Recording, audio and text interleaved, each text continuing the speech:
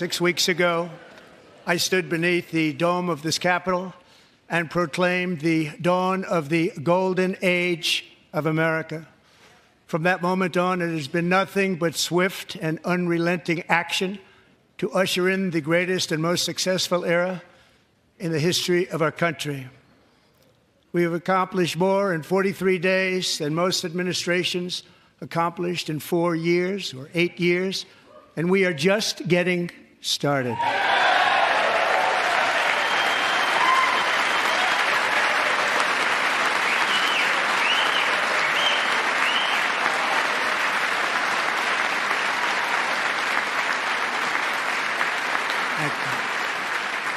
I return to this chamber tonight to report that America's momentum is back, our spirit is back, our pride is back, our confidence is back, and the American dream is surging bigger and better than ever before.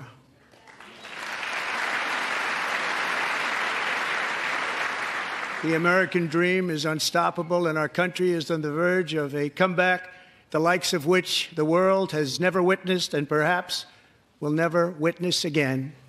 There's never been anything like it. The presidential election of November 5th was a mandate like has not been seen in many decades. We won all 7 swing states, giving us an electoral college victory of 312 votes.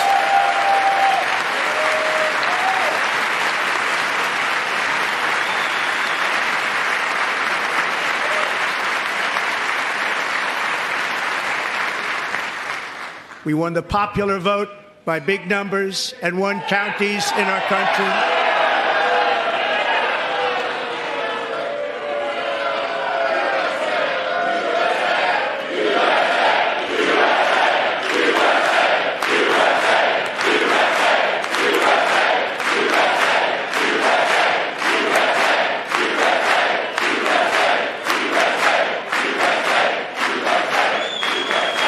And won counties in our country, 2,700 to 525, on a map that reads almost completely red for Republican.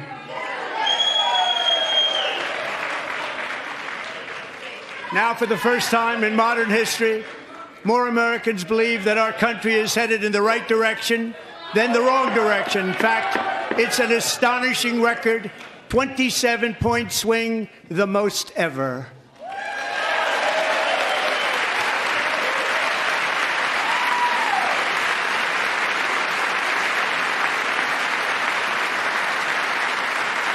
Likewise, small business optimism saw its single largest one-month gain ever recorded, a 41-point jump. Members are directed to uphold and maintain decorum in the House and to cease any further disruptions. That's your warning.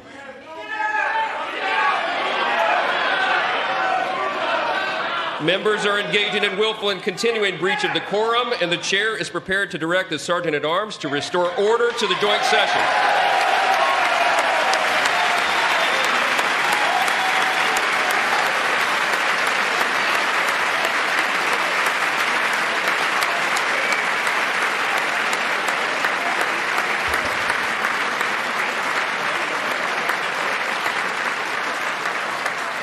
Mr. Green, take your seat. Take your seat, sir. Take your seat. Finding that members continue to engage in willful and concerted disruption of proper decorum, the chair now directs the Sergeant-at-Arms to restore order. Remove this gentleman from the chamber.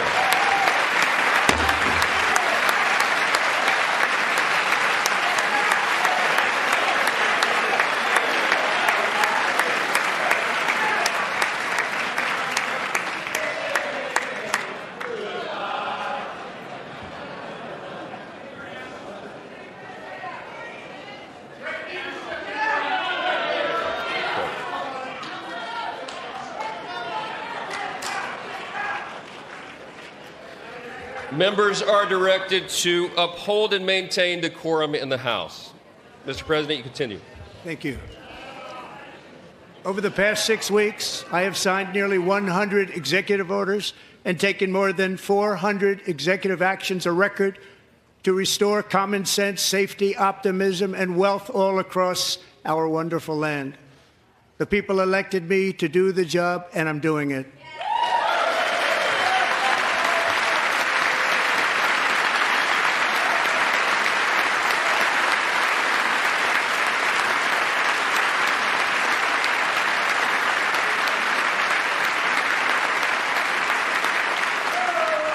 In fact, it has been stated by many that the first month of our presidency, it's our presidency, is the most successful in the history of our nation.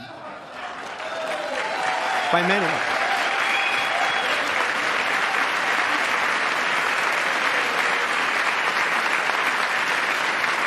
And what makes it even more impressive is that, do you know who number 2 is? George Washington. How about that? How about that? I don't know about that list, but we'll take it.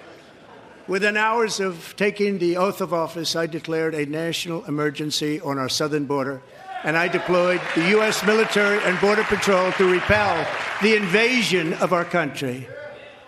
And what a job they've done. As a result, illegal border crossings last month were by far the lowest ever recorded, ever.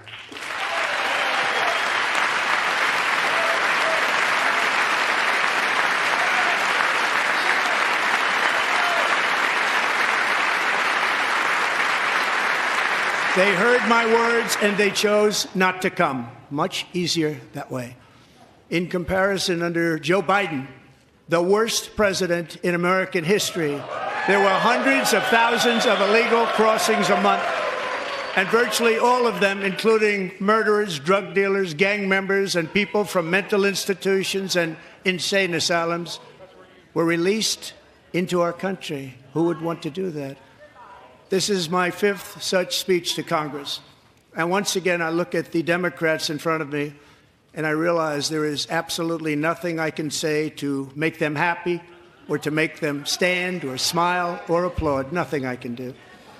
I could find a cure to the most devastating disease, a disease that would wipe out entire nations, or announce the answers to the greatest economy in history, or the stoppage of crime to the lowest levels ever recorded. And these people sitting right here will not clap, will not stand, and certainly will not cheer for these astronomical achievements. They won't do it, no matter what. Five times I've been up here. It's very sad, and it just shouldn't be this way.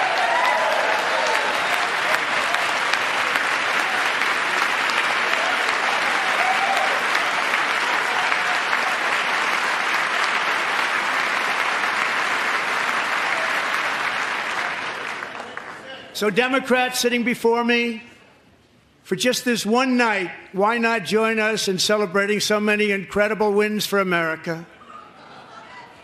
For the good of our nation, let's work together and let's truly make America great again.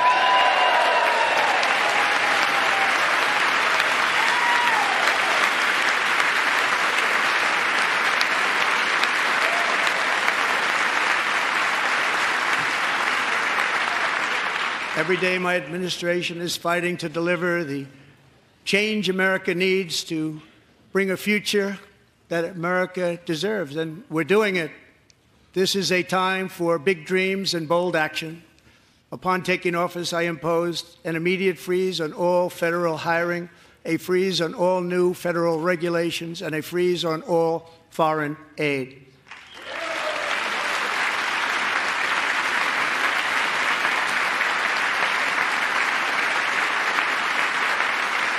I terminated the ridiculous Green New scam. I withdrew from the unfair Paris Climate Accord, which was costing us trillions of dollars that other countries were not paying. I withdrew from the corrupt World Health Organization. And I also withdrew from the anti-American UN Human Rights Council.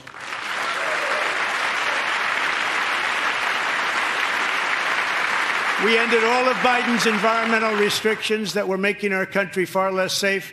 and totally unaffordable. And importantly, we ended the last administration's insane electric vehicle mandate, saving our auto workers and companies from economic destruction.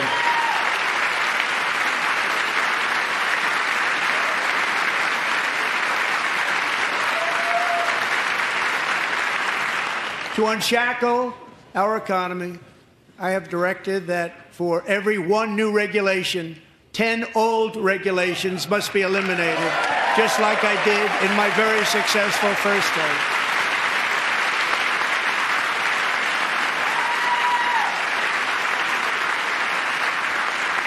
And in that first term, we set records on ending unnecessary rules and regulations like no other president had done before. We ordered all federal workers to return to the office. They will either show up for work in person or be removed from their job.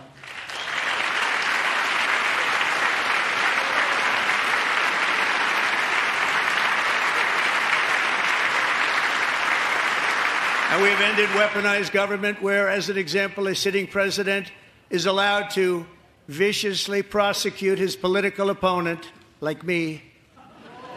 How did that work out? Not too good. Not too good.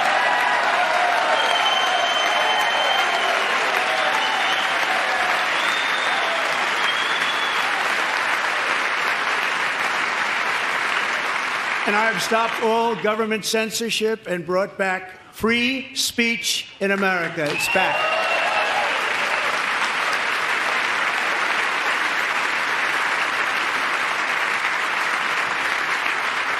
And 2 days ago, I signed an order making English the official language of the United States of America.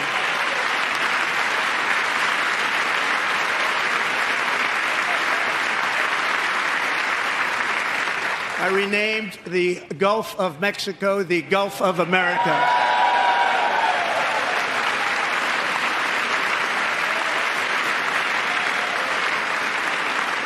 And likewise, I renamed, for a great president, William McKinley, Mount McKinley again.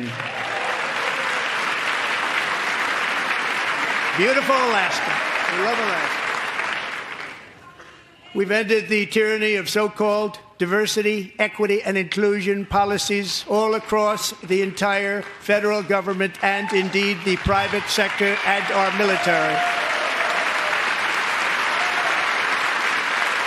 And our country will be woke no longer.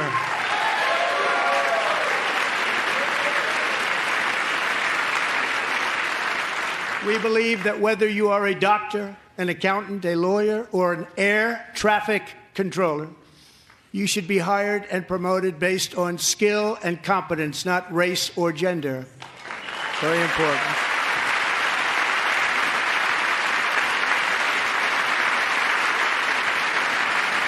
You should be hired based on merit. And the Supreme Court, in a brave and very powerful decision, has allowed us to do so. Thank you. Thank you very much. Thank you. We have removed the poison of critical race theory from our public schools, and I signed an order making it the official policy of the United States government that there are only two genders, male and female.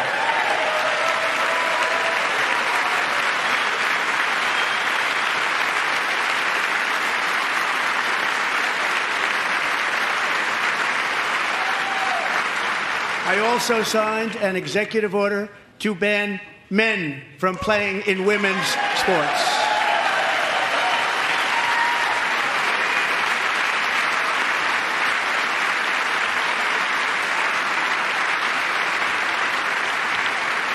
Three years ago, Peyton McNabb was an all-star high school athlete, one of the best, preparing for a future in college sports. But when her girls' volleyball match was invaded by a male, he smashed the ball so hard in Peyton's face, causing traumatic brain injury, partially paralyzing her right side, and ending her athletic career. It was a shot like she's never seen before. She's never seen anything like it. Peyton is here tonight in the gallery, and Peyton, from now on, schools will kick the men off the girls' team, or they will lose all federal funding.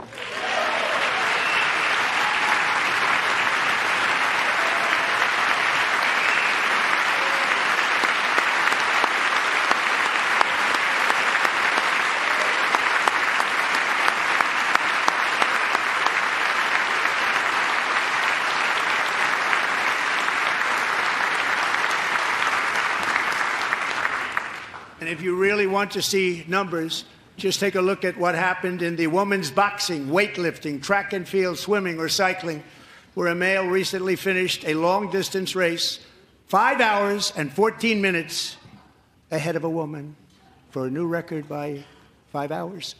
Broke the record by 5 hours. It's demeaning for women, and it's very bad for our country. We're not going to put up with it any longer.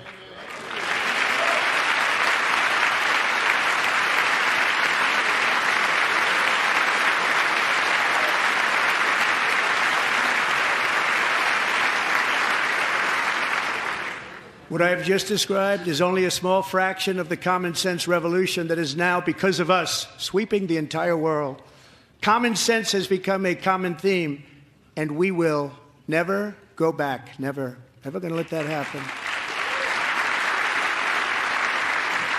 Among my very highest priorities is to rescue our economy and get dramatic and immediate relief to working families.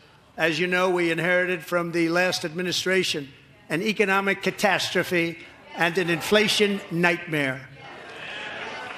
Their policies drove up energy prices, pushed up grocery costs, and drove the necessities of life out of reach for millions and millions of Americans. They've never had anything like it.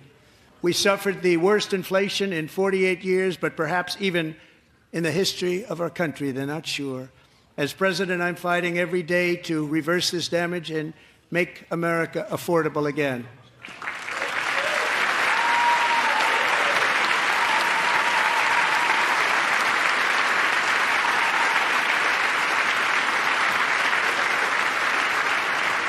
Joe Biden especially let the price of eggs get out of control.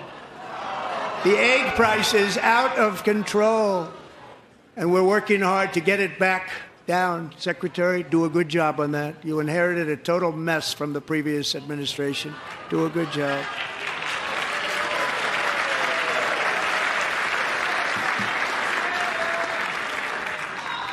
A major focus of our fight to defeat inflation is rapidly reducing the cost of energy. The previous administration cut the number of new oil and gas leases by 95%, slowed pipeline construction to a halt, and closed more than 100 power plants. We are opening up many of those power plants right now.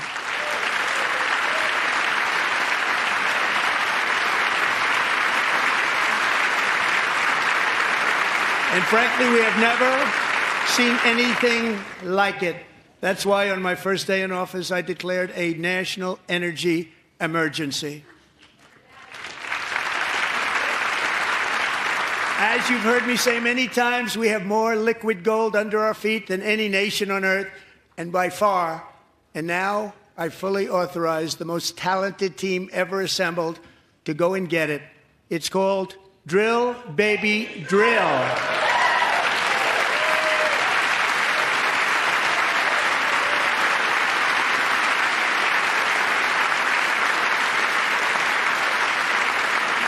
My administration is also working on a gigantic natural gas pipeline in Alaska, among the largest in the world, where Japan, South Korea, and other nations want to be our partner with investments of trillions of dollars each. There's never been anything like that one. It will be truly spectacular. It's all set to go. The permitting is gotten.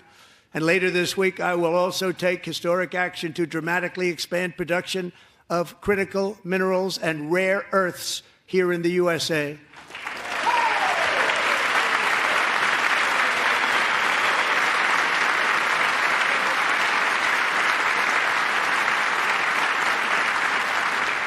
To further combat inflation, we will not only be reducing the cost of energy, but will be ending the flagrant waste of taxpayer dollars.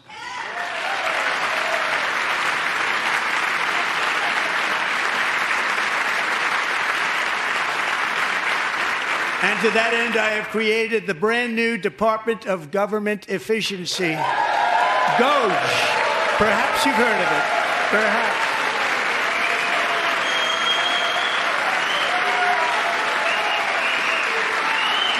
Which is headed by Elon Musk, who is in the gallery tonight.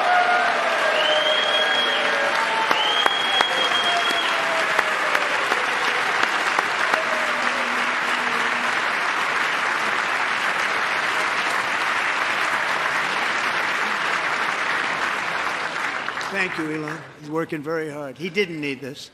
He didn't need this. Thank you very much. We appreciate it. Everybody here, even this side, appreciates it, I believe. They just don't want to admit that.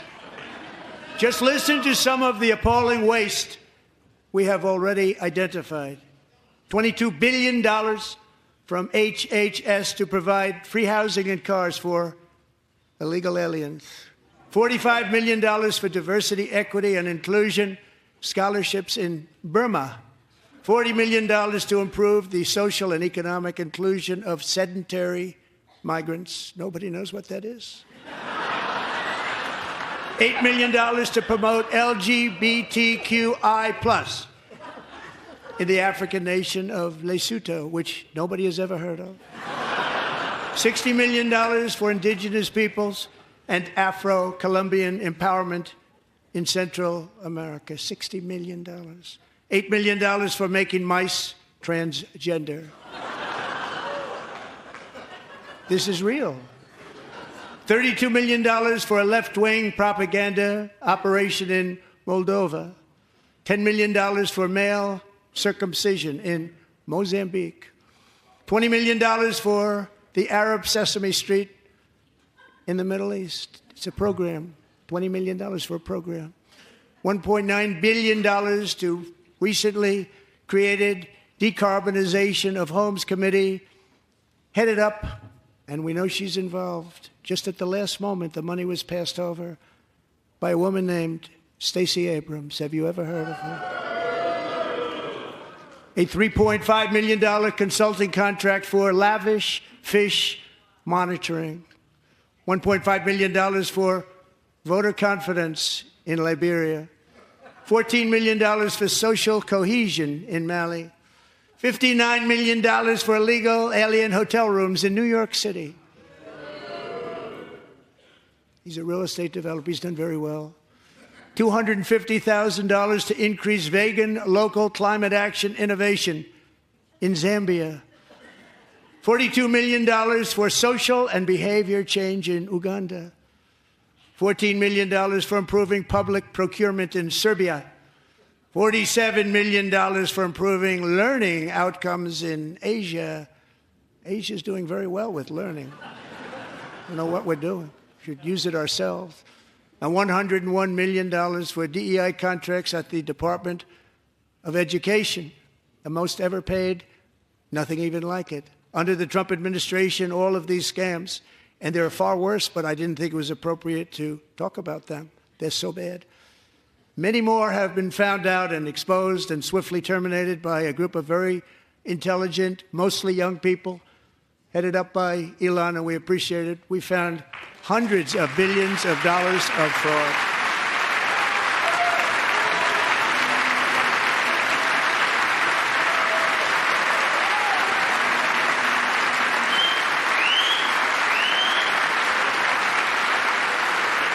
And we've taken back the money and reduced our debt to fight inflation and other things.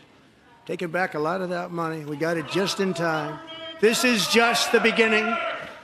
The Government Accountability Office, a federal government office, has estimated annual fraud of over $500 billion in our nation, and we are working very hard to stop it. We're going to.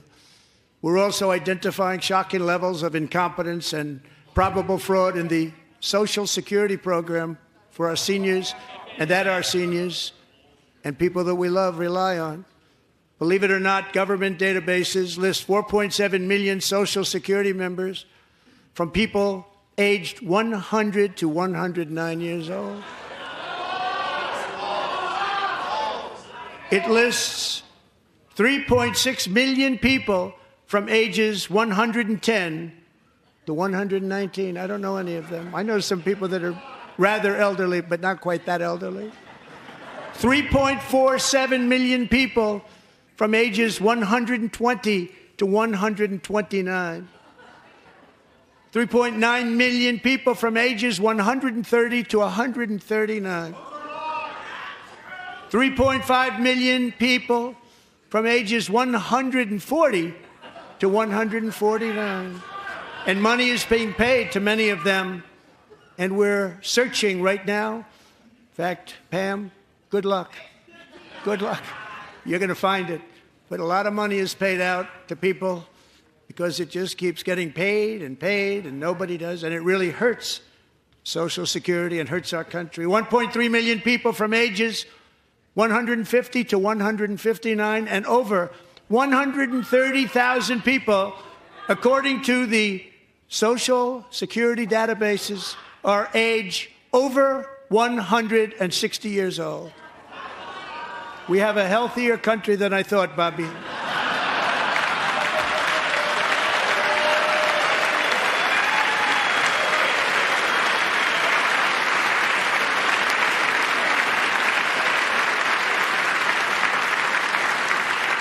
Including, to finish, 1,039 people between the ages of 220 and 229, one person between the age of 240 and 249, and one person is listed at 360 years of age. More than 100 years older than our country. But we're going to find out where that money's going. And it's not going to be pretty. By slashing all of the fraud, waste, and theft we can find, we will defeat inflation, bring down mortgage rates, lower car payments and grocery prices, protect our seniors, and put more money in the pockets of American families.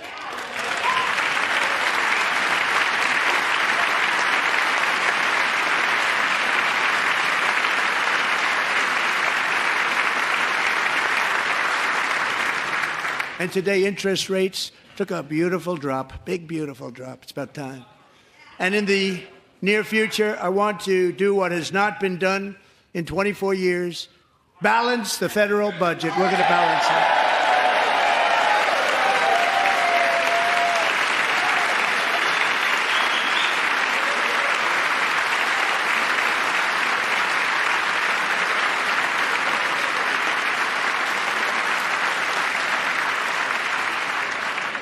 With that goal in mind, we have developed in great detail what we are calling the Gold Card, which goes on sale very, very soon. For $5 million, we will allow the most successful job-creating people from all over the world to buy a path to U.S. citizenship. It's like the green card, but better and more sophisticated. And these people will have to pay tax in our country. They won't have to pay tax from where they came. The money that they've made, you wouldn't want to do that, but they have to pay tax, create jobs. They'll also be taking people out of colleges and paying for them so that we can keep them in our country instead of having them being forced out.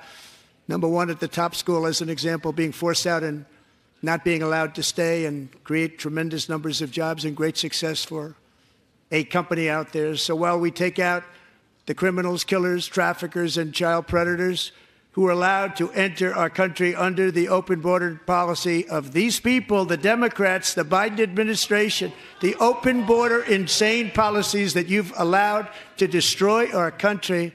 We will now bring in brilliant, hardworking, job-creating people. They're going to pay a lot of money, and we're going to reduce our debt with that money.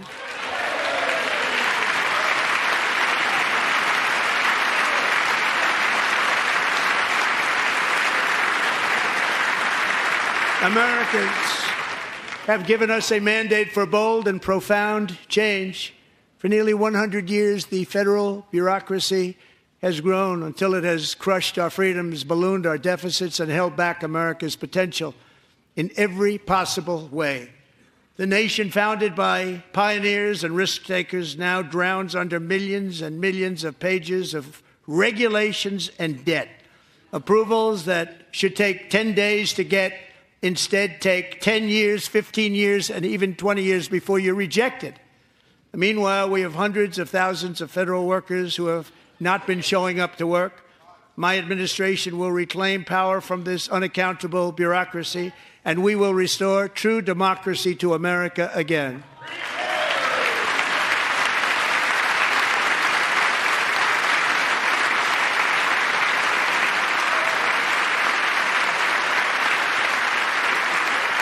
And any federal bureaucrat who resists this change will be removed from office immediately. Because we are draining the swamp. It's very simple. And the days of rule by unelected bureaucrats are over.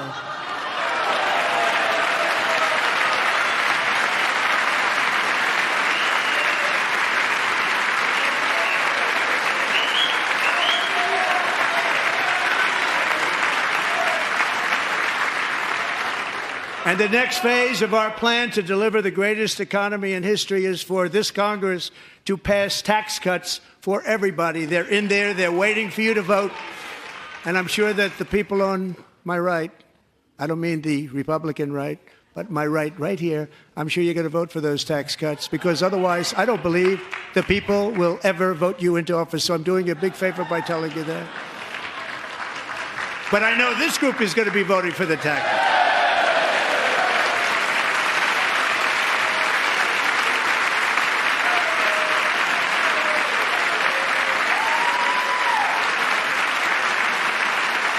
Thank you. It's a very, very big part of our plan. We had tremendous success in our first term with it. A very big part of our plan. We're seeking permanent income tax cuts all across the board. And to get urgently needed relief to Americans hit especially hard by inflation, I'm calling for no tax on tips, no tax on overtime, and no tax on Social Security benefits for our great seniors.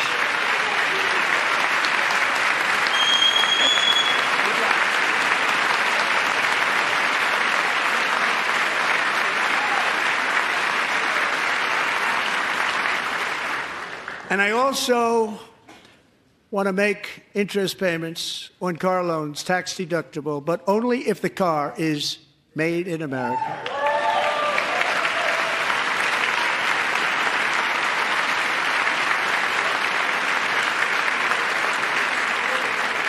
And by the way, we're going to have growth in the auto industry like nobody's ever seen. Plants are opening up all over the place. Deals are being made. Never seen. That's a combination of the election win and tariffs. It's a beautiful word, isn't it?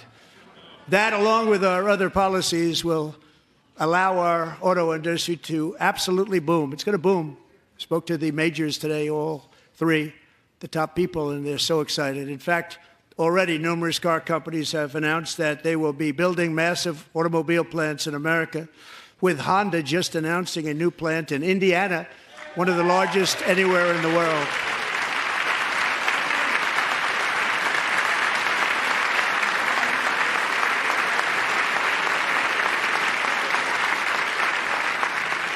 And this has taken place since our great victory on November 5th, a date which will hopefully go down as one of the most important in the history of our country.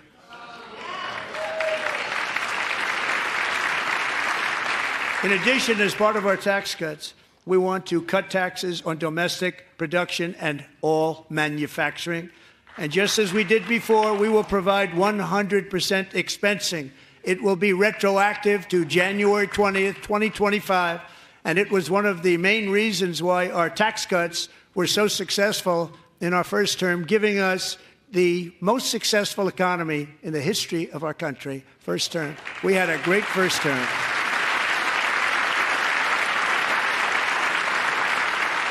If you don't make your product in America, however, under the Trump administration, you will pay a tariff, and in some cases, a rather large one. Other countries have used tariffs against us for decades, and now it's our turn to start using them against those other countries. On average, the European Union, China, Brazil, India, Mexico, and Canada, have you heard of them? And countless other nations charge us tremendously higher tariffs than we charge them. It's very unfair. India charges us auto tariffs higher than 100%. China's average tariff on our products is twice what we charge them. And South Korea's average tariff is 4 times higher. Think of that, 4 times higher. And we give so much help militarily and in so many other ways to South Korea. But that's what happens. This is happening by friend and foe. This system is not fair to the United States and never was. And so on April 2nd, I wanted to make it April 1st, but I didn't want to be accused of April Fool's Day. That's not, just one day cost us a lot of money. But we're going to do it in April. I'm a very superstitious person. April 2nd, reciprocal tariffs kick in. And whatever they tariff us, other countries, we will tariff them. That's reciprocal, back and forth. Whatever they tax us, we will tax them. If they do non-monetary tariffs to keep us out of their market, then we will do non-monetary barriers to keep them out of our market. There's a lot of that, too. They don't even allow us in their market. We will take in trillions and trillions of dollars and create jobs like we have never seen before. I did it with China, and I did it with others, and the Biden administration couldn't do anything about it because there was so much money they couldn't do anything about it. We have been ripped off for decades by nearly every country on earth, and we will not let that happen any longer.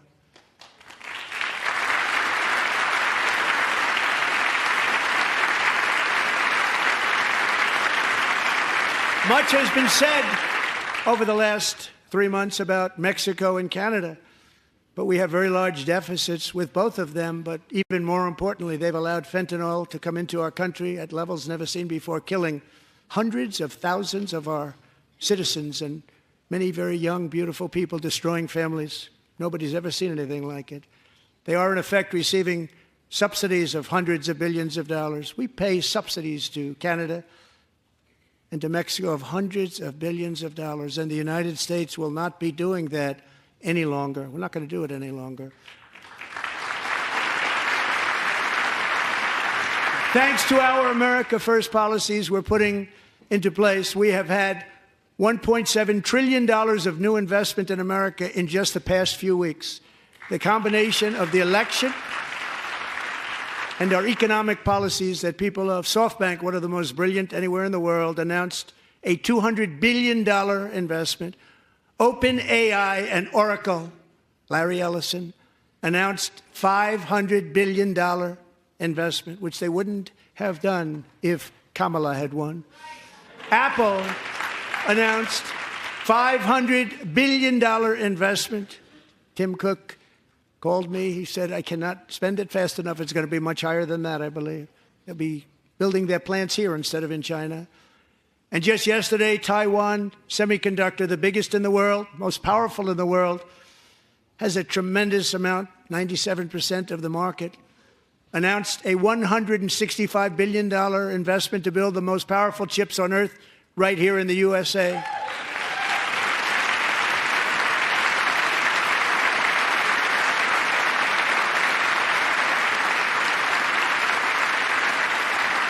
And we're not giving them any money. Your CHIPS Act is a horrible, horrible thing. We give hundreds of billions of dollars, and it doesn't mean a thing. They take our money and they don't spend it. All that meant to them, we're giving them no money. All that was important to them was they didn't want to pay the tariffs, so they came and they're building, and many other companies are coming. We don't have to give them money. We just want to protect our businesses and our people. And they will come because they won't have to pay tariffs if they build in America. So it's very amazing. You should get rid of the CHIP Act, and whatever's left over, Mr. Speaker, you should use it to reduce debt or any other reason you want to.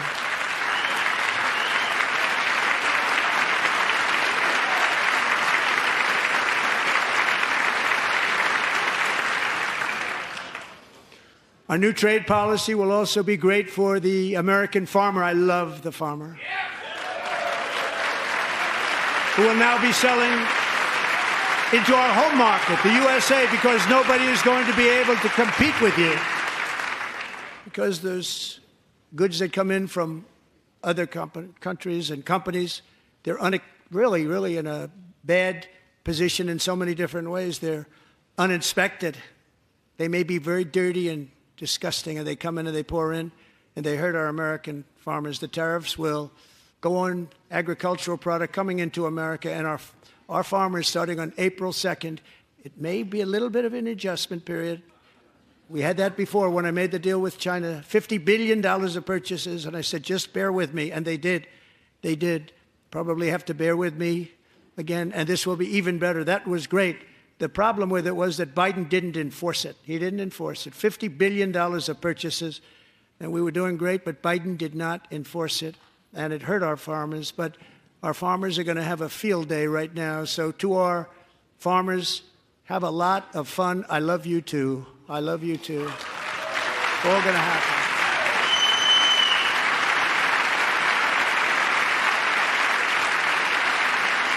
And I have also imposed a 25% tariff on foreign aluminum, copper, lumber, and steel, because if we don't have, as an example, steel and lots of other things, we don't have a military, and frankly, we just won't have a country very long. Here today is a proud American steelworker, fantastic person from Decatur, Alabama. Jeff Denard has been working at the same steel plant for 27 years in a job that has allowed him to serve as the captain of his local volunteer fire department, raise 7 children with his beautiful wife, Nicole, and over the years provide a loving home for more than 40 foster children. So great, Jeff.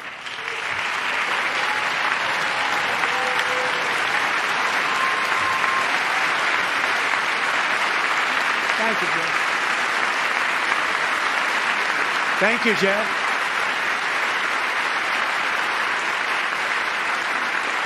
Stories like Jeff's remind us that tariffs are not just about protecting American jobs. They're about protecting the soul of our country.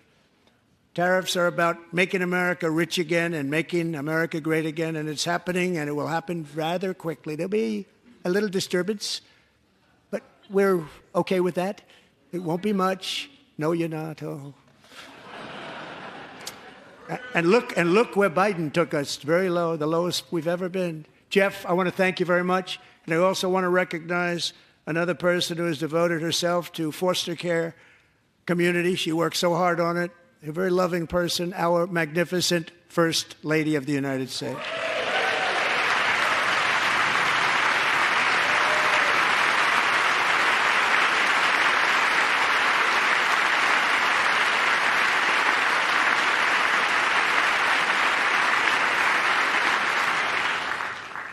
Melania's work has yielded incredible results, helping prepare our nation's future leaders as they enter the workforce.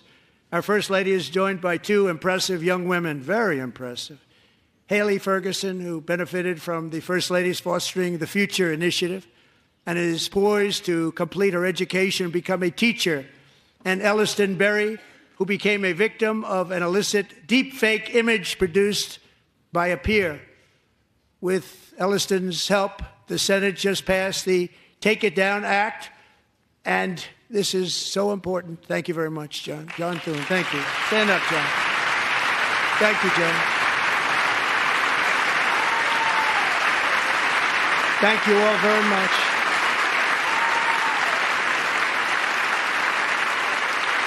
Thank you. And thank you to John Thune and the Senate. Great job. To criminalize the publication of such images online is a terrible, terrible thing. And once it passes the House, I look forward to signing that bill into law. Thank you. And I'm going to use that bill for myself, too, if you don't mind. Because nobody gets treated worse than I do online. Nobody. That's great. Thank you very much to the Senate. Thank you. But if we truly care about protecting Americans' children, no step is more crucial than securing America's borders. Over the past 4 years, 21 million people poured into the United States. Many of them were murderers, human traffickers, gang members, and other criminals from the streets of dangerous cities all throughout the world. Because of Joe Biden's insane and very dangerous open border policies, they are now strongly embedded in our country, but we are getting them out and getting them out fast.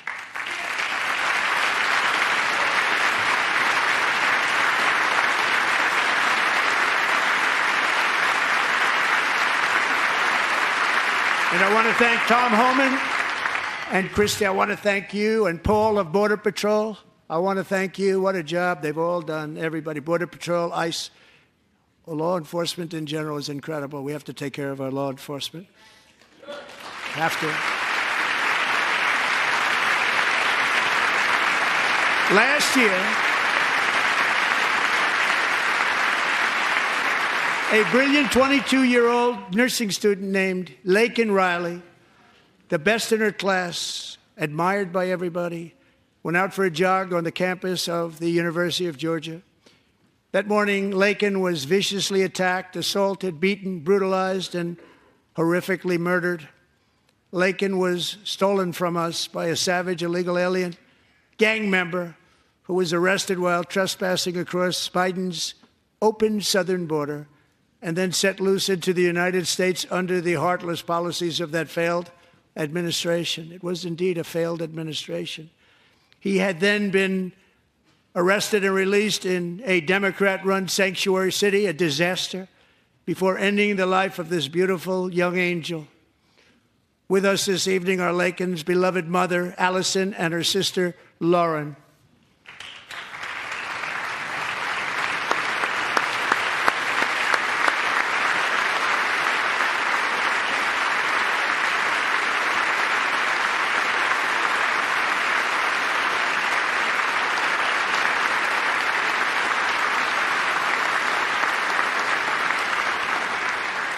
Last year, I told Laken's grieving parents that we would ensure their daughter would not have died in vain.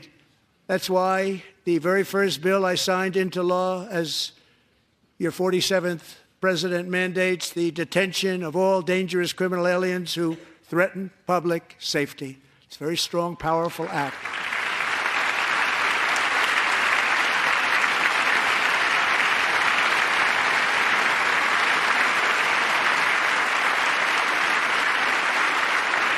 It's called the Laken-Riley Act. So Allison and Lauren, America will never, ever forget our beautiful Laken Hope Riley.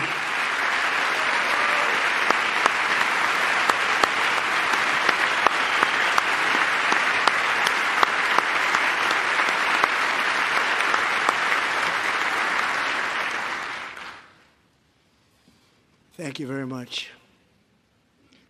Since taking office, my administration has launched the most sweeping border and immigration crackdown in American history, and we quickly achieved the lowest numbers of illegal border crossers ever recorded. Thank you.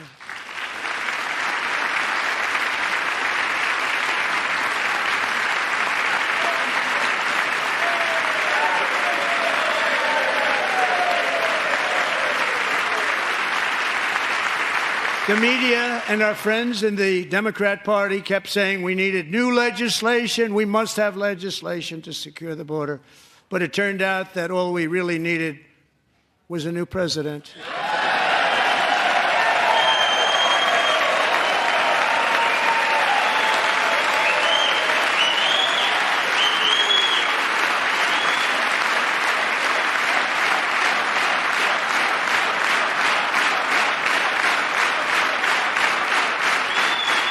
Thank you. Joe Biden didn't just open our borders, he flew illegal aliens over them to overwhelm our schools, hospitals, and communities throughout the country. Entire towns like Aurora, Colorado, and Springfield, Ohio, buckled under the weight of the migrant occupation and corruption like nobody's ever seen before. Beautiful towns destroyed. Now, just as I promised in my inaugural address, we are achieving the great liberation of America.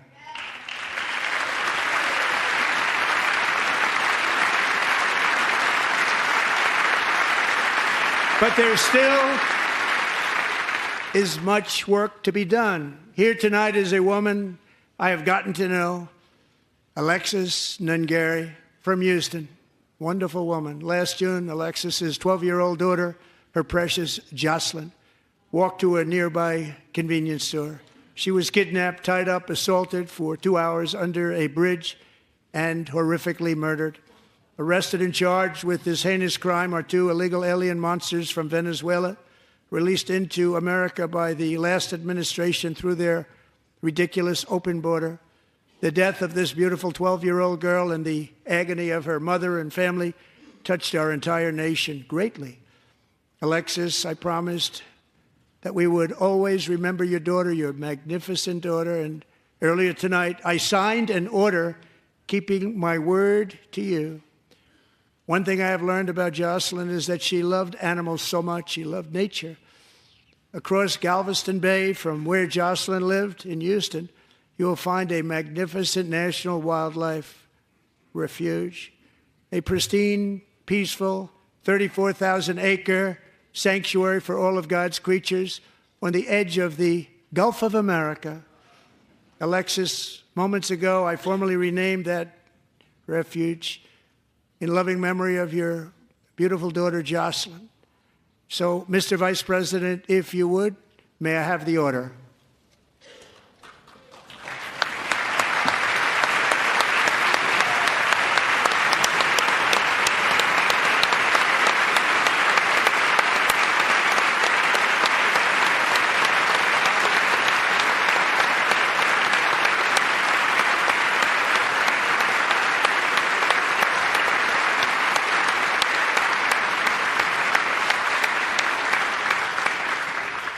Thank you very much. All three savages charged with Jocelyn and Lakin's murders were members of the Venezuelan prison gang, the toughest gang, they say, in the world, known as Tren de Aragua. 2 weeks ago, I officially designated this gang, along with MS-13 and the bloodthirsty Mexican drug cartels, as foreign terrorist organizations.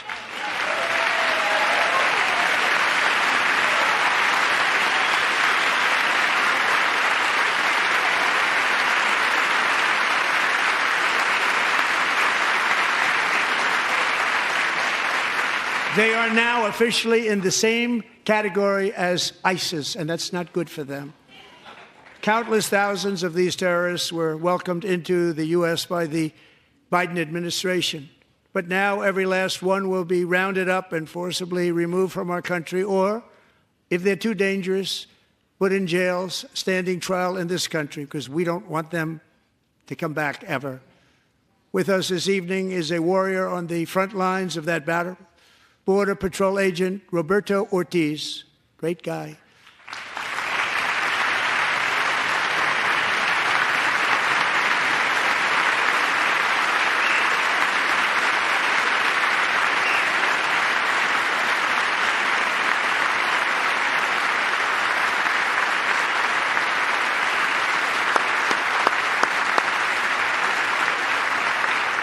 In January, Roberto and another agent were patrolling by the Rio Grande near an area known as Cartel Island. Doesn't sound too nice to me.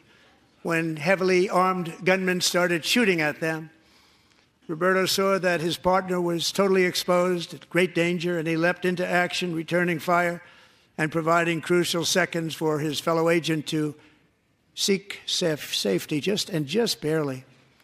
I have some of the prints of that event, and it was not good. Agent Ortiz, we salute you for your great courage and for your line of fire that you took and for the bravery that you showed. We honor you, and we will always honor you. Thank you, Roberto, very much.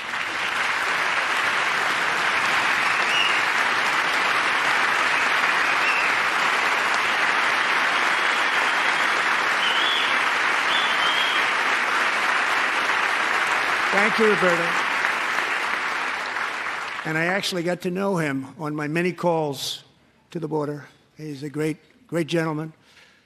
The territory to the immediate south of our border is now dominated entirely by criminal cartels that murder, rape, torture, and exercise total control. They have total control over a whole nation, posing a grave threat to our national security.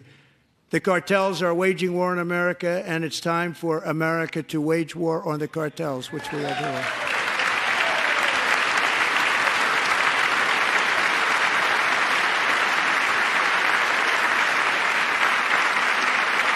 Five nights ago, Mexican authorities, because of our tariff policies being imposed on them, think of this, handed over to us 29 of the biggest cartel leaders in their country. That has never happened before. They want to make us happy. First time ever. But we need Mexico and Canada to do much more than they've done, and they have to stop the fentanyl and drugs pouring into the USA. They're going to stop it.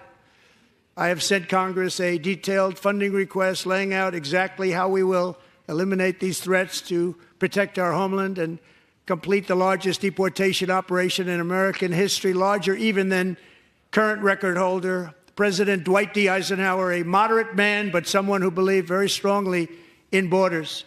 Americans expect Congress to send me this funding without delay so I can sign it into law. So, Mr. Speaker, John Thune, both of you, I hope you're going to be able to do that, Mr. Speaker. Thank you. Mr. Leader, thank you. Thank you very much. And let's get it to me. I'll sign it so fast, you won't even believe it.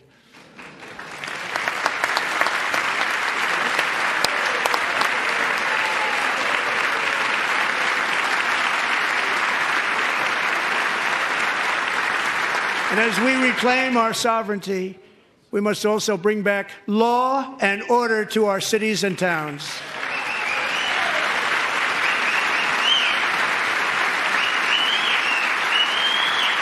In recent years, our justice system has been turned upside down by radical left lunatics. Many jurisdictions virtually ceased enforcing the law against dangerous repeat offenders while weaponizing law enforcement against political opponents like me.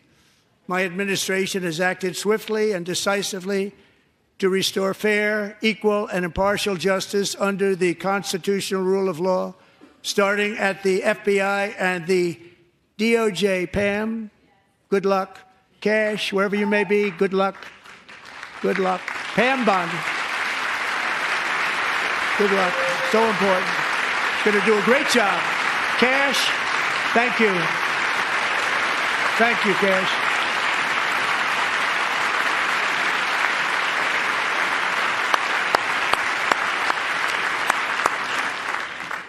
They've already started very strong. They're going to do a fantastic job. You're going to be very proud of them.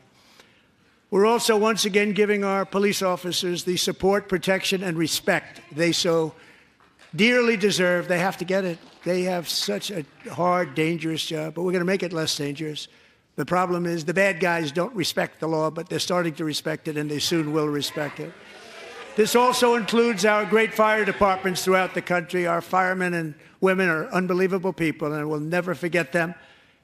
And besides that, they voted for me in record numbers, so I have no choice.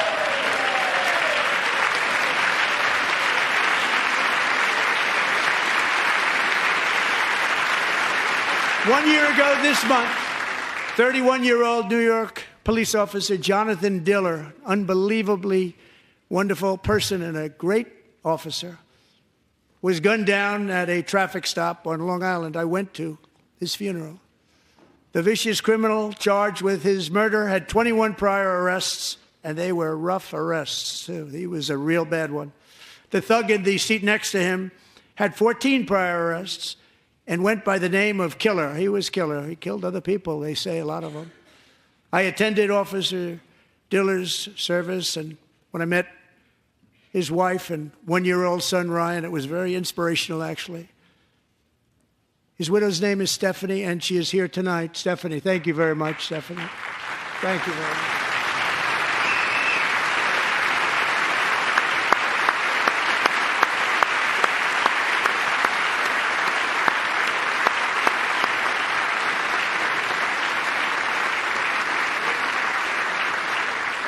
Stephanie, we're going to make sure that Ryan knows his dad was a true hero, New York's finest, and we're going to get these cold-blooded killers and repeat offenders off our streets, and we're going to do it fast. Got to stop it. They get out with 28 arrests. They push people into subway trains. They hit people over the head, back of the head with baseball bats. We got to get them out of here. I've already signed an executive order requiring a mandatory death penalty for anyone who murders a police officer, and tonight I'm asking Congress to pass that policy into permanent law.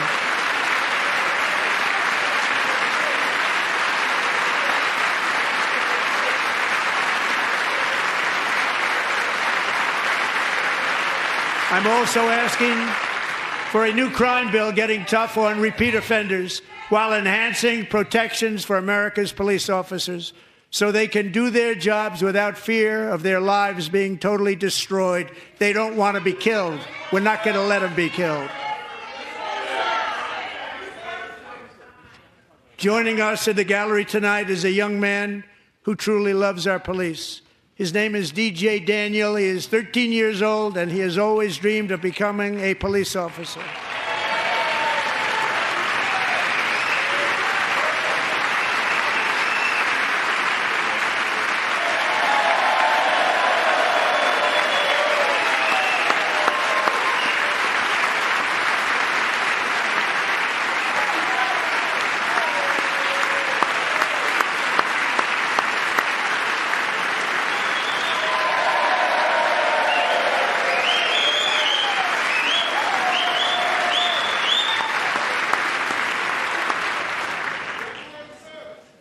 But in 2018, DJ was diagnosed with brain cancer.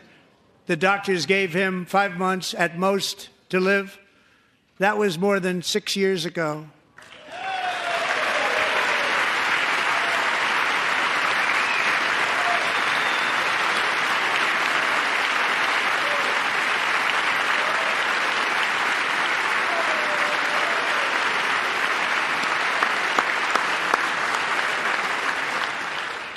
Since that time, DJ and his dad have been on a quest to make his dream come true, and DJ has been sworn in as an honorary law enforcement officer, actually a number of times. The police love him, the police departments love him.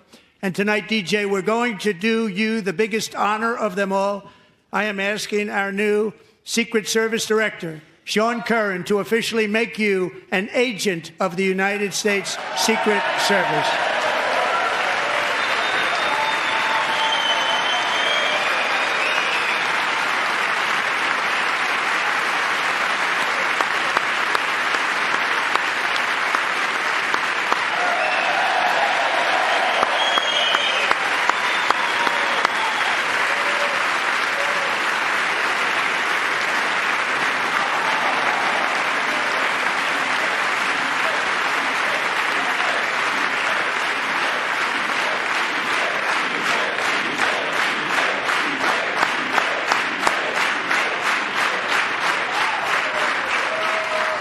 Thank you, DJ. DJ's doctors believe his cancer likely came from a chemical he was exposed to when he was younger. Since 1975, rates of child cancer have increased by more than 40%. Reversing this trend is one of the top priorities for our new presidential commission to make America healthy again, chaired by our new Secretary of Health and Human Services, Robert F. Kennedy, Jr.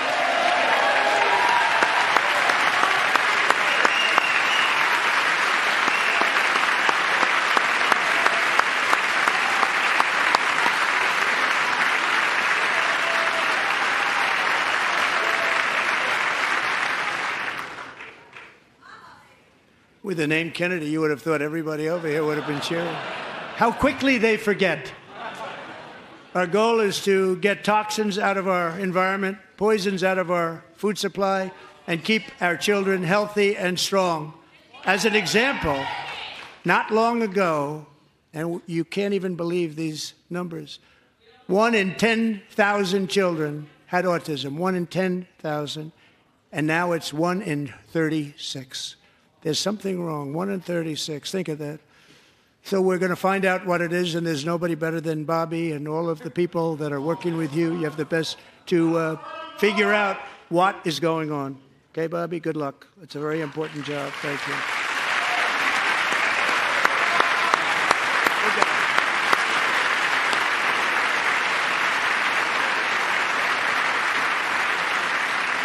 Thank you.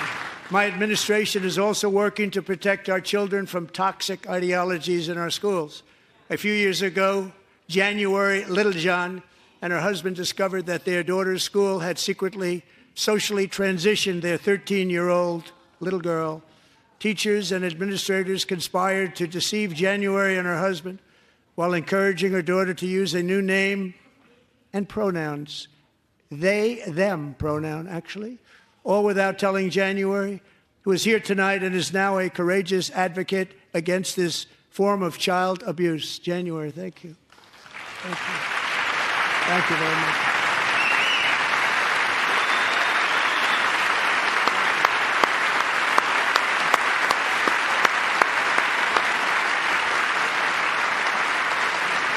Thank you. Stories like this are why, shortly after taking office, I signed an executive order banning public schools from indoctrinating our children with transgender ideology.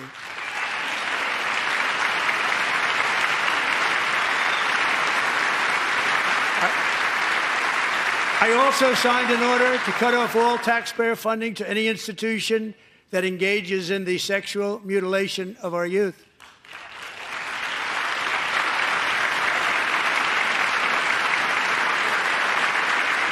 And now I want Congress to pass a bill permanently banning and criminalizing sex changes on children and forever ending the lie that any child is trapped in the wrong body. This is a big lie.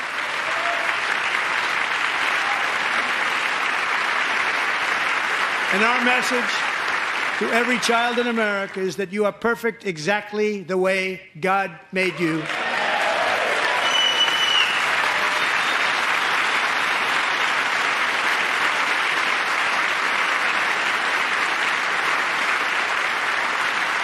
Because we're getting wokeness out of our schools and out of our military, and it's already out, and it's out of our society. We don't want it. Wokeness is trouble. Wokeness is bad. It's gone. It's gone. And we feel so much better for it, don't we? Don't we feel better? Our service members won't be activists and ideologues. They will be fighters and warriors. They will fight for our country. And Pete, congratulations. Secretary of Defense, congratulations.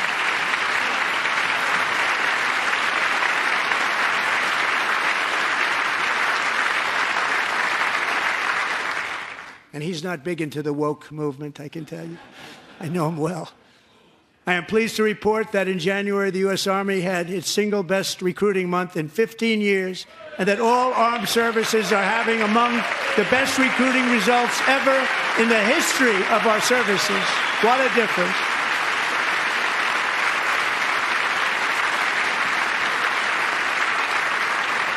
And you know, it was just a few months ago where the results were exactly the opposite. We couldn't recruit anywhere. We couldn't recruit. Now we're having the best results just about that we've ever had. What a tremendous turnaround. It's really a beautiful thing to see.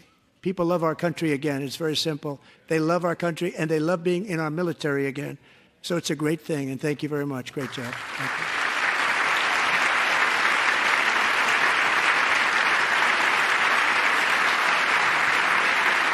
We're joined tonight by a young man, Jason Hartley, who knows the weight of that call of duty. Jason's father, grandfather, and great-grandfather all wore the uniform. Jason tragically lost his dad, who was also a Los Angeles County Sheriff's deputy when he was just a boy, and now he wants to carry on the family legacy of service.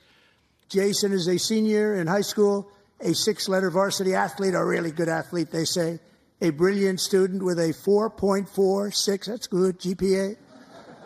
And his greatest dream is to attend the U.S. Military Academy at West Point.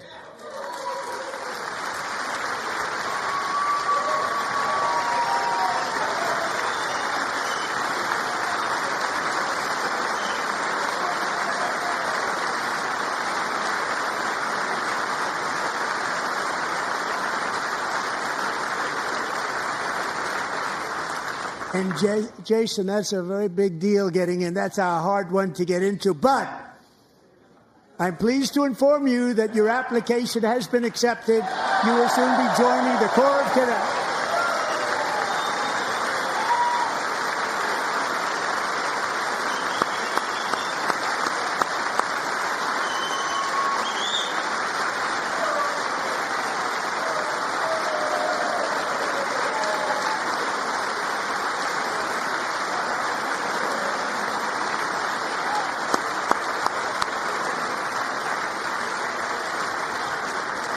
Thank you. Jason, you're going to be on the long gray line, Jason. As Commander-in-Chief, my focus is on building the most powerful military of the future. As a first step, I'm asking Congress to fund a state-of-the-art Golden Dome missile defense shield to protect our homeland, all made in the USA.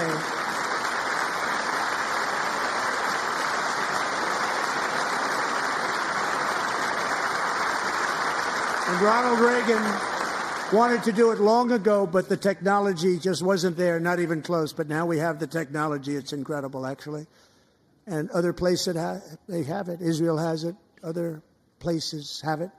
And the United States should have it too, right, Tim, right? They should have it too. So I want to thank you. But it's a very, very important. This is a very dangerous world. We should have it. We want to be protected, and we're going to protect our citizens like never before. To boost our defense industrial base, we are also going to resurrect the American shipbuilding industry, including commercial shipbuilding and military shipbuilding.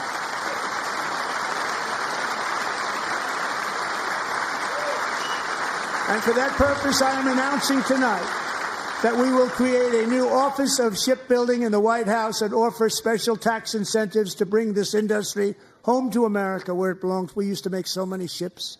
We don't make them anymore very much, but we're going to make them very fast, very soon. It will have a huge impact. To further enhance our national security, my administration will be reclaiming the Panama Canal, and we've already started doing it.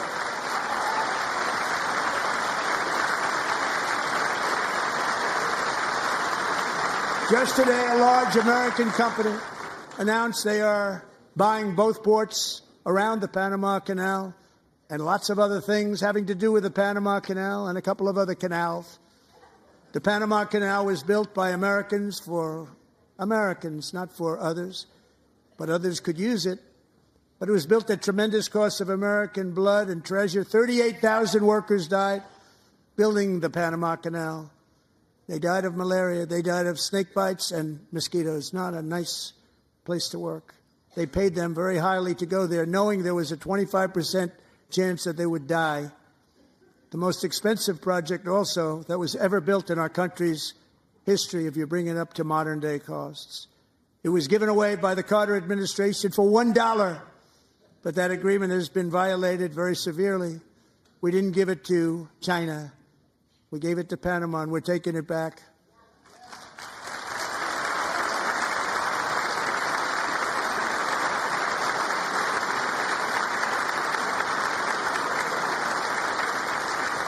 And we have Marco Rubio in charge. Good luck, Marco. Now, we know who to blame if anything goes wrong. Now, Marco's been amazing, and he's going to do a great job. Think of it. He got 100 votes. You know, he was approved with actually 99, but the 100th was this gentleman, and I feel very certain. So let's assume he got 100 votes. And I'm either very, very happy about that or I'm very concerned about it. But he's already proven. I mean, he's a great gentleman. He's respected by everybody, and we appreciate you voting for Marco. He's going to do a fantastic job. Thank you. Thank you. He's doing a great job. Great job. And I also have a message tonight for the incredible people of Greenland. We strongly support your right to determine your own future. And if you choose, we welcome you into the United States of America. We need Greenland for national security and even international security, and we're working with everybody involved to try and get it. But we need it really for international world security, and I think we're going to get it. One way or the other, we're going to get it. We will keep you safe. We will make you rich, and together we will take Greenland to heights like you have never thought possible before. It's a very small population, but very, very large piece of land and very, very important for military security. America is once again standing strong against the forces of radical Islamic terrorism. 3.5 years ago, ISIS terrorists killed 13 American service members and countless others in the Abbey Gate bombing during the disastrous and incompetent withdrawal from Afghanistan. Not that they were withdrawing, it was the way they withdrew. Perhaps the most embarrassing moment in the history of our country Tonight, I am pleased to announce that we have just apprehended the top terrorist responsible for that atrocity, and he is right now on his way here to face the swift sword of American justice.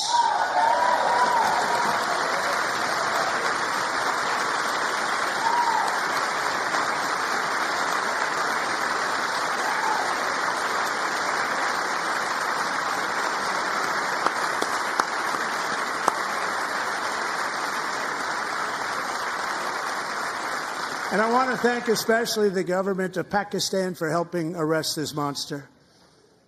This was a very momentous day for those 13 families who I actually got to know very well, most of them, whose children were murdered, and the many people that were so badly, over 42 people, so badly injured on that fateful day in Afghanistan. What a horrible day. Such incompetence was shown that when Putin saw what happened, I guess he said, wow, maybe this is my chance. That's how bad it was. Should have never happened. Grossly incompetent people. I spoke to many of the parents and loved ones, and they're all in our hearts tonight. I spoke to them on the phone. We had a big call. Every one of them called, and everybody was on the line, and they did nothing but cry with happiness. They were very happy. As happy as you can be under those circumstances. Their child, brother, sister, son, daughter was killed for no reason whatsoever.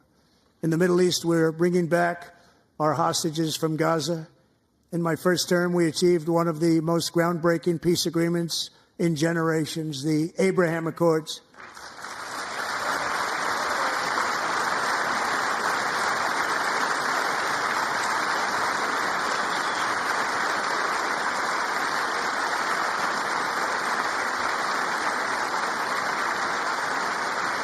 And now we're going to build on that foundation to create a more peaceful and prosperous future for the entire region. A lot of things are happening in the Middle East. People have been talking about that so much lately with everything going on with Ukraine and Russia.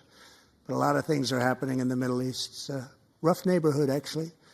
I'm also working tirelessly to end the savage conflict in Ukraine.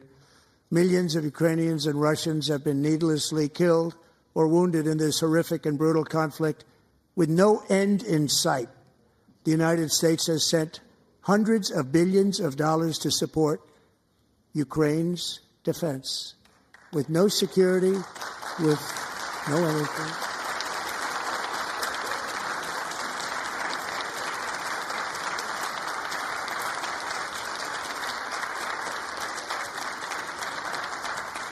Do you want to keep it going for another 5 years? Yeah, you would say Pocahontas says yes.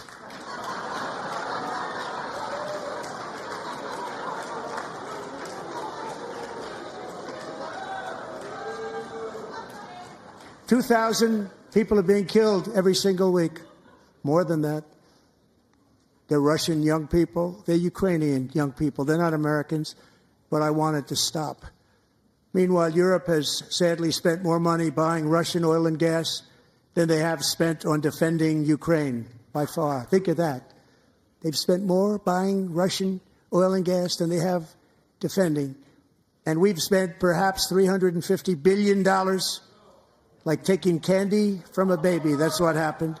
And they've spent $100 billion. What a difference that is. And we have an ocean separating us, and they don't.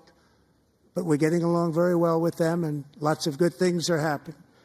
Biden has authorized more money in this fight than Europe has spent, by billions and billions of dollars. It's hard to believe that they wouldn't have stopped it and said at some point, come on, let's equalize. You got to be equal to us. But that didn't happen. Earlier today, I received an important letter from President Zelensky of Ukraine. The letter reads, Ukraine is ready to come to the negotiating table as soon as possible to bring lasting peace closer. Nobody wants peace more than the Ukrainians, he said. My team and I stand ready to work under President Trump's strong leadership to get a peace that lasts. We do really value how much America has done to help Ukraine maintain its sovereignty and independence. Regarding the agreement on minerals and security, Ukraine is ready to sign it at any time that is convenient for you. I appreciate that he sent this letter, just got it a little while ago. Simultaneously, we've had serious discussions with Russia and have received strong signals that they are ready for peace. Wouldn't that be beautiful? Wouldn't that be beautiful?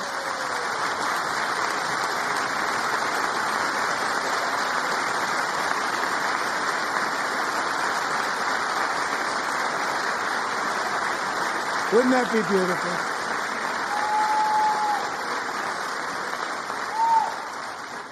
It's time to stop this madness. It's time to halt the killing. It's time to end this senseless war. If you want to end wars, you have to talk to both sides. Nearly 4 years ago, amid rising tensions, a history teacher named Mark Fogel was detained in Russia and sentenced to 14 years in a penal colony. Rough stuff. The previous administration barely lifted a finger to help him. They knew he was innocent, but they had no idea where to begin. But last summer, I promised his 95-year-old mother, Malphine, that we would bring her boy safely back home. After 22 days in office, I did just that, and they are here tonight.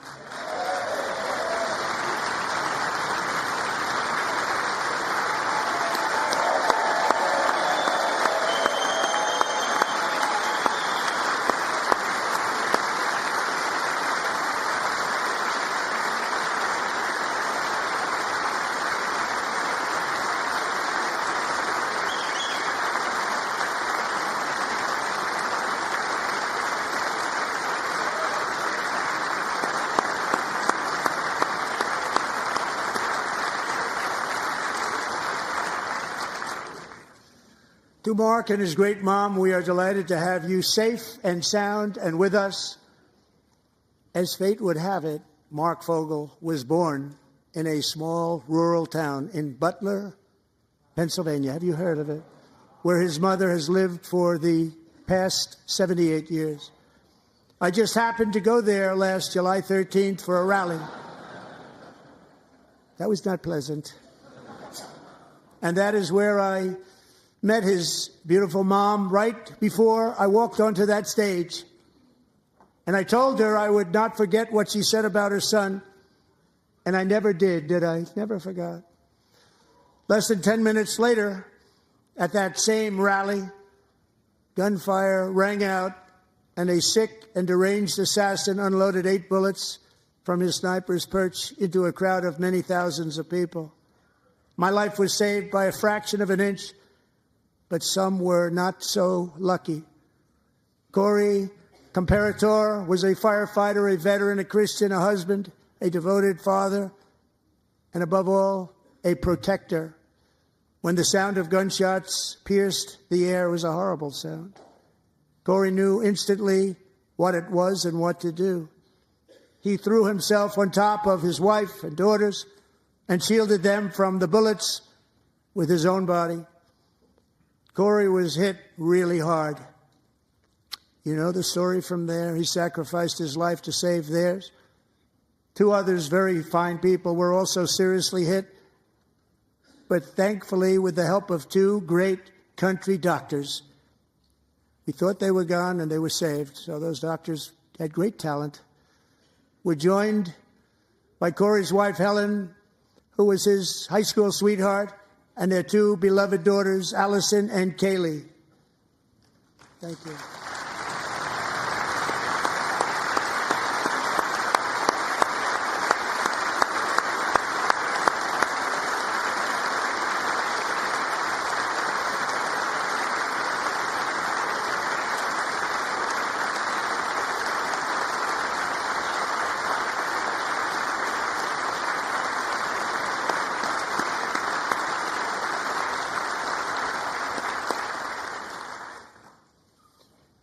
To Helen, Allison, and Kaylee, Corey is looking down on his 3 beautiful ladies right now, and he is cheering you on. He loves you.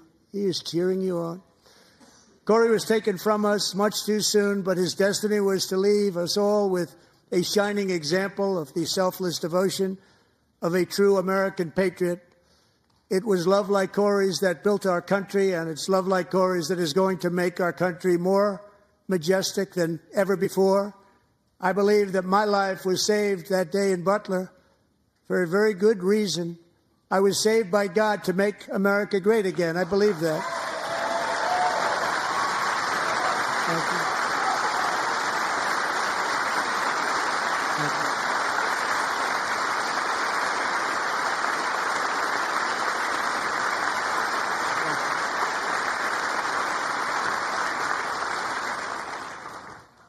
Thank you very much. From the patriots of Lexington and Concord to the heroes of Gettysburg and Normandy, from the warriors who crossed the Delaware to the trailblazers who climbed the Rockies, and from the legends who soared at Kitty Hawk to the astronauts who touched the moon, Americans have always been the people who defied all odds, transcended all dangers, made the most extraordinary sacrifices, and did whatever it took to defend our children, our country, and our freedom. And as we have seen in this chamber tonight, that same strength, faith, love, and spirit is still alive and thriving in the hearts of the American people. Despite the best efforts of those who would try to censor us, silence us, break us, destroy us, Americans are today a proud, free, sovereign, and independent nation that will always be free, and we will fight for it till death. We will never let anything happen to our beloved country, because we are a country of doers, dreamers, fighters, and survivors. Our ancestors crossed a vast ocean, strode into the unknown wilderness, and carved their fortunes from the rock and soil of a perilous and very dangerous frontier. They chased our destiny across a boundless continent. They built the railroads, laid the highways, and graced the world with American marvels like the Empire State Building, the mighty Hoover Dam, and the towering Golden Gate Bridge. They lit the world with electricity, broke free of the force of gravity, fired up the engines of American industry, vanquished the communists, fascists, and Marxists all over the world, and gave us countless modern wonders sculptured out of iron, glass, and steel. We stand on the shoulders of these pioneers who won and built the modern age, these workers who poured their sweat into the skylines of our cities, these warriors who shed their blood on fields of battle and gave everything they had for our rights and for our freedom. Now it is our time to take up the righteous cause of American liberty, and it is our turn to take America's destiny into our own hands and begin the most thrilling days in the history of our country. This will be our greatest era. With God's help, over the next 4 years, we are going to lead this nation even higher, and we are going to forge the freest, most advanced, most dynamic, and most dominant civilization ever to exist on the face of this earth. We are going to create the highest quality of life, build the safest and wealthiest and healthiest and most vital communities anywhere in the world. We are going to conquer the vast frontiers of science, and we are going to lead humanity into space and plant the American flag on the planet Mars and even far beyond.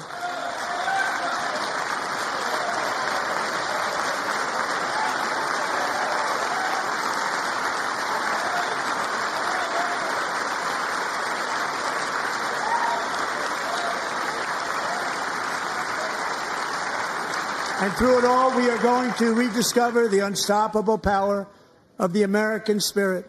And we are going to renew unlimited promise of the American dream.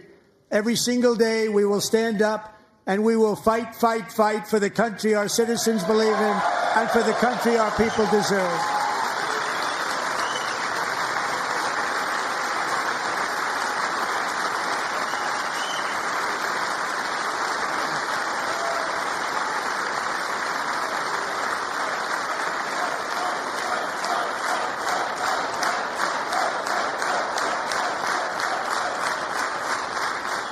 My fellow Americans, get ready for an incredible future, because the golden age of America has only just begun. It will be like nothing that has ever been seen before. Thank you, God bless you, and God bless America.